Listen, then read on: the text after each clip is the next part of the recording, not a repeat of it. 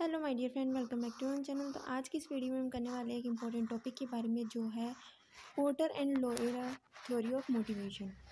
This theory is also known as performance satisfaction theory of motivation. इसको हम किस नाम से भी जानते हैं? Performance satisfaction theory of motivation के नाम से भी जानते हैं। The model of motivation emerges based on the assumption of content theory of motivation. The content theory has assumed that satisfaction leads to performance and dissatisfaction limit the performance of individual. तो ये theory क्या कहती है?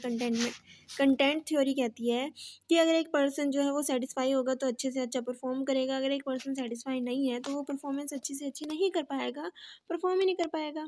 तो कहीं ना कहीं satisfaction जो है वो बहुत ज़्यादा इंपॉर्टेंट होती है। सेटिस्फैक्शन लीड्स टू परफॉर्मेंस और dissatisfaction limits the performance of an individual person. इसकी कुछ अजम्पशन भी है, वो अजम्पशन देख लेते हैं कि motivation is not equal to satisfaction और परफॉर्मेंस। मोटिवेशन इक्वल नहीं है सेटिस्फैक्शन और परफॉर्मेंस के। तो motivation, satisfaction and performance are interdependent variable but there exist some relationship. इन तीनों चीज़ों के बीच में क्या है? कहीं ना कहीं कोई रिलेशनशिप एग्जिस्ट करता है कि एक पर्सन क्या होना चाहिए? मोटिवेटेड, सेटिस्फाई और परफॉर्मेंस अच्छी करेगा। जब एक पर्सन मोटिवेटेड है, वो सेटिस्फाई है, तो अच्छे से अच्छा परफॉर्म करेगा। उसके बाद the relationship between motivation and satisfaction can be expressed grammatically rather than mathematically. So according to the model, motivation is the result of efforts when abilities, traits and role perception accompany it. Rewards and the perception of reward determine satisfaction of an individual. It suggests that performance lead to satisfaction. यानी कि एक person अगर satisfy है तो अच्छे से अच्छा perform organisation में करेगा। उसकी परफॉर्मेंस अगर ऑर्गेनाइजेशन में अच्छी लगती है, वो अच्छे से परफॉर्म करता है, तो कहीं ना कहीं उसको रिवॉर्ड मिलेगा। अगर रिवॉर्ड मिलता है तो कहीं ना कहीं ऑटोमेटिकली क्या होएगा? मोटिवेट होगा। सेटिस्फैक्शन हो गई तो वो परफॉर्मेंस करेगा, परफॉर्मेंस अच्छी हुई तो रिवॉर्ड मिलेगा और वो क्या होएगा? मोटिवेटेड फील करेगा। तो अगली बार फिर से वो अपने अच्छे एफर्ट्स करेगा। ठीक है, इसको और अच्छे समझते हैं। ये क्या है? फर्स्ट है value of reward. Value of reward क्या कहती है? Individual evaluate the reward that he is likely to receive after the performance of a task. The value can be express in monetary terms और non monetary term. Value of reward कहती है कि अगर एक person satisfy है तो वो कहीं ना कहीं अच्छा से अच्छा परफॉर्म करेगा। अगर वो अच्छे से अच्छा परफॉर्म करता है तो कहीं ना कहीं उसको क्या मिल रहा है? रिवॉर्ड मिल रहा है। Reward can be of monetary term और it can be in a non monetary term. उसके बाद सेकंड पॉइंट कहता है कि परसीव एफर्ट्स रिवॉर्ड प्रोबेबिलिटी। ये क्या कहता है? Individual place a probability of the reward for the efforts. The perception determine the efforts. It individual perceive greater probability for the reward, his effort will be greater. यानी कि अगर एक employees को पता चलता है कि वह ज़्यादा से ज़्यादा एफर्ट करता है, अच्छे से अच्छी परफॉर्मेंस देगा, तो कहीं ना कहीं उसको रिवॉर्ड मिलेगा। तो कहीं ना कहीं अपने ज़्यादा से ज़्यादा एफर्ट करेगा उस रिवॉर्ड को पाने के लिए, वो अच्छे से अच्छा परफॉर्म ऑर्गेनाइजेशन में करेगा। तो परसीव एफर्ट्स रिवॉर्ड प्रोबेबिलिटी, यानी कि जब किसी को पता चलता है कि अगर वो ऑर्गेनाइजेशन में एफर्ट्स करेगा, परफॉर्मेंस अच्छी से अच्छी देगा, तो उसको रिवॉर्ड मिलेगा, तो कहीं ना कहीं वो ज़्यादा से ज़्यादा एफर्ट करेगा उस अवार्ड को पाने के लिए। Effort, it is the effort individual intended to put in relation to the reward perceived by him.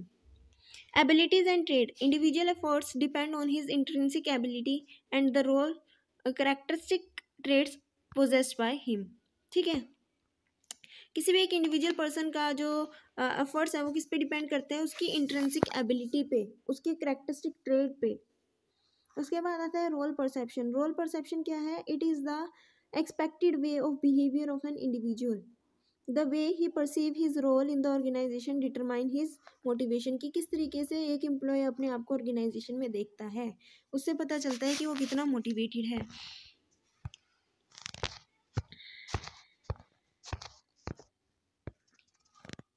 Performance, it is related to the accomplishment of task or achieving the goals.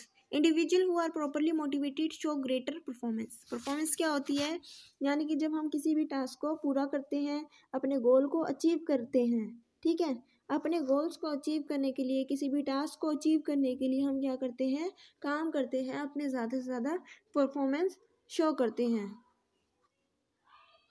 Intrinsic reward, intrinsic reward क्या होता है? The reward that come within the job is called intrinsic reward, such as recognition, esteem, responsibility, etc. are part of the intrinsic reward. It is received when the job is performed. उसके बाद आता है हमारा extrinsic reward. Extrinsic reward क्या होता है? The reward that are receive after the job is completed. जब हम काम कंप्लीट कर लेते हैं तब हमें जो रिवॉर्ड मिलता है, जैसे कि सैलरी, फ्रिंज बेनिफिट, इंसेंटिव्स, ये एग्जांपल है एक्सट्रिंसिक रिवॉर्ड के। उसके बाद आता है perceived equitable reward. Individual feeling that the reward is fair and equitable to the efforts determine the individual willingness to put forward his efforts. A positive perception about the fairness of reward lead to greater efforts and vice versa। यानी कि एक employees क्या करते हैं, जितना effort करते हैं उसके अकॉर्डिंग ही उसको क्या मिलना चाहिए, अवार्ड मिलना चाहिए। यानी कि अवार्ड तो कम मिला लेकिन परफॉर्म उसने बहुत ही ज़्यादा किया, तो अगली बार से वो अच्छे से अच्छा परफॉर्म नहीं करेगा, वो कहेगा क्या फ़ायदा है, कुछ मिलना तो है नहीं।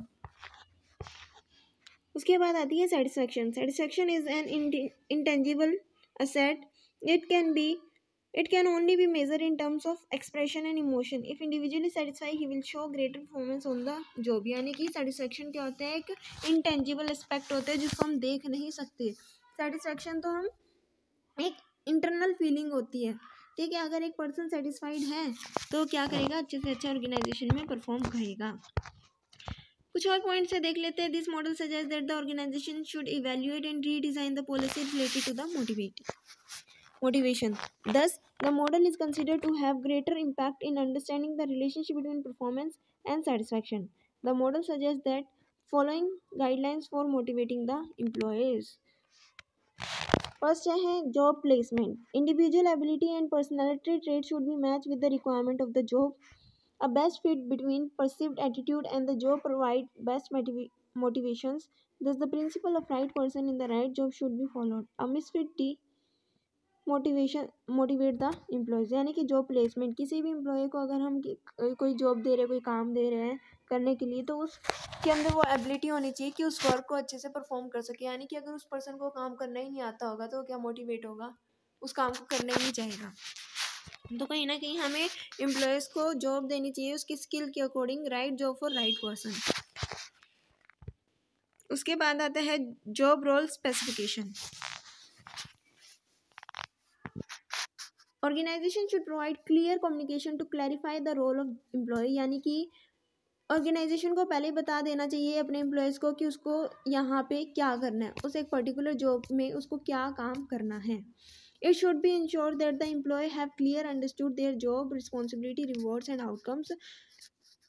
ऑर्गेनाइजेशन को अच्छे से समझाना चाहिए, साथ ही साथ एम्प्लॉयज़ भी क्या हो अच्छे से समझ जाए कि उसकी क्या रिस्पॉन्सिबिलिटी है, ठीक है, क्या उसको काम करना है। अगर अच्छे से अच्छा काम करता है तो क्या उसको रिवॉर्ड मिलेंगे और इसका क्या आउटकम आएगा। The expectation of the organisation should be communicated to the employees in a clear and ambiguous manner. एक ऑर्गेनाइजेशन को अपनी एक्सपेक्टेशन बतानी चाहिए कि वो क्या एक्सपेक्ट करते हैं अपने एम्प्लॉयज़ से। उसके बाद आता है जॉब रिवॉर्ड। जॉब रिवॉर्ड क्या कहते हैं? Employ should be made clear about the reward they will receive from the completion of the job. They should also value this reward and perceive that the reward are beneficial to them. Job reward का मतलब है कि organisation को अपने employees को पहले बता देना चाहिए कि अगर वो काम करते हैं, किसी भी जॉब को कंप्लीट करते हैं, तो उसको क्या रिवॉर्ड मिलेगा।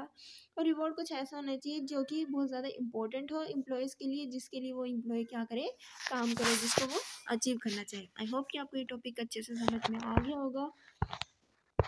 अगर ये वीडियो अच्छी लगी तो वीडियो को लाइक शेयर सब्सक्राइब करना मत भूलना। Thanks for watching.